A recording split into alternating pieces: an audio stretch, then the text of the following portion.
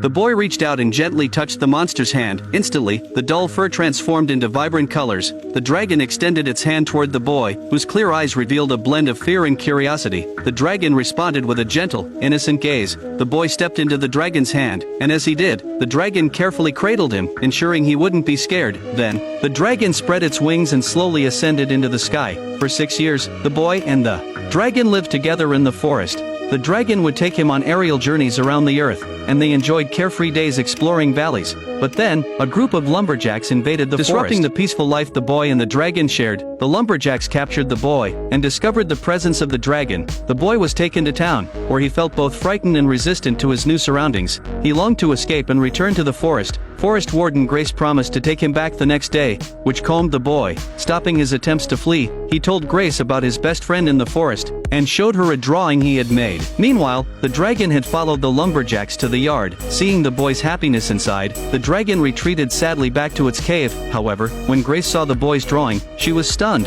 She rushed to her father's study, searching for a painting, remembering how her dad used to tell her stories about dragons, and still recounted the legend to the town's children. As she was searching, her father entered the study. She explained the boy's story and his dragon friend to him. He listened calmly. When she saw that the boy's drawing was almost identical to one her father had drawn years ago, Grace was taken aback. She urged her father to tell her what he had witnessed. Turned out that, in his youth, her father had encountered a dragon while hunting in the forest. Terrified,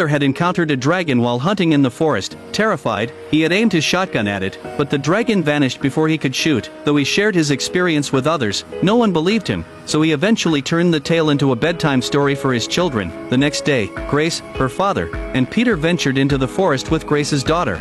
Peter led them to the cave where he and the dragon had lived. They were amazed to see a giant tree at the entrance, and a ladder made from branches. When they found Peter's favorite storybook discarded at the cave's entrance, Peter felt a deep sense of foreboding. He dashed into the cave to find his dragon friend. Grace, worried for his safety, wanted to follow, but her father held her back. They waited anxiously until Peter emerged from the cave alone. When Grace and her daughter first saw the dragon, they were frightened, while her father remained calm. As if seeing an old friend, the dragon slowly emerged from the cave, nodding at them. Grace and her daughter were frozen in place by the massive creature. After a moment, the little girl gathered her courage, and approached the dragon to gently pet it. Just as she was touching the dragon, a tranquilizer dart suddenly struck the dragon's side. Grace and her father tried to stop the lumberjacks, but they ignored them and continued shooting darts at the dragon. They climbed the tree and tied a rope around the dragon's neck. The dragon struggled to break free from the rope. Peter grabbed a stick and tried to fight off the lumberjacks. The dragon climbed higher into the tree, desperately trying to escape. It managed a few flaps of its wings, but the anesthesia took hold,